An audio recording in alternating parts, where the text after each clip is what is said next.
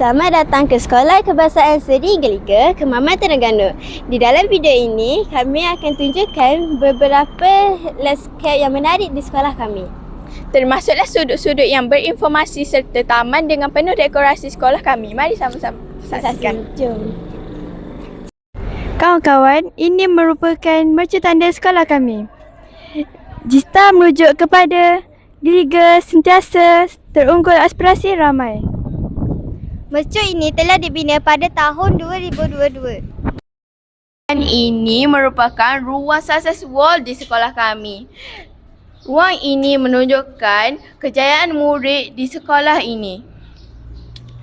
Gambar-gambar ini menunjukkan kejayaan murid sehingga peringkat tertinggi.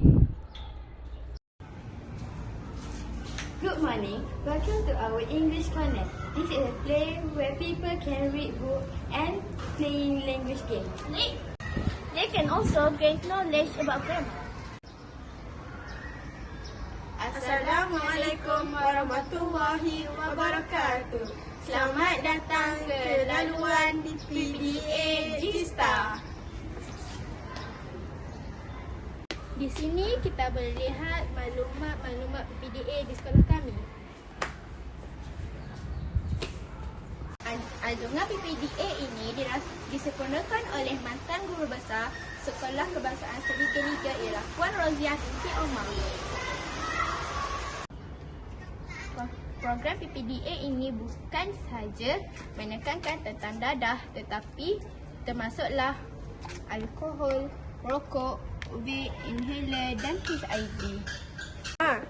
Di belakang ini terdapat banyak info jenis-jenis dadah dan kesannya.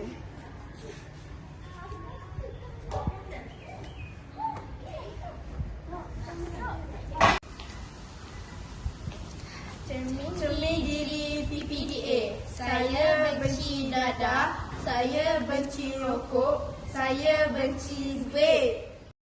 Assalamualaikum dan salam sejahtera. Di sini saya akan menceritakan tentang laman minda ini. Sudut ini digunakan untuk murid membuat sesi bacaan. Murid yang terlibat adalah murid tahap 1 dan tahap 2. Murid tahap 1 dan tahap 2 boleh menggunakan laman minda ini pada waktu rehat. Di sini juga mempunyai pelbagai buku seperti novel dan surat khabar. Jom kita ke laman permainan.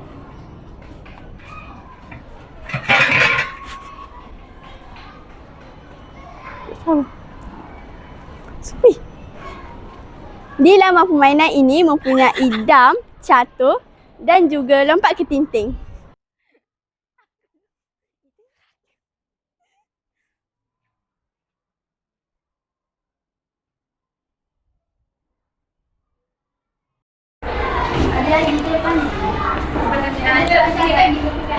Ini merupakan sudut laman Panitia Agama Islam. Terdapat aktiviti dan laporan program ini sepanjang tahun. Dan di sini juga terdapat keratan Al-Quran dan hadis. Selamat datang ke program pendidikan khas integrasi Sekolah Kebahasaan Seri Geliga. Di sini ialah laman herba Sekolah Kebahasaan Seri Geliga. Di sini banyak tanaman sepertinya ialah daun bayam, daun kesum, daun pandan dan daun pudina. Take me back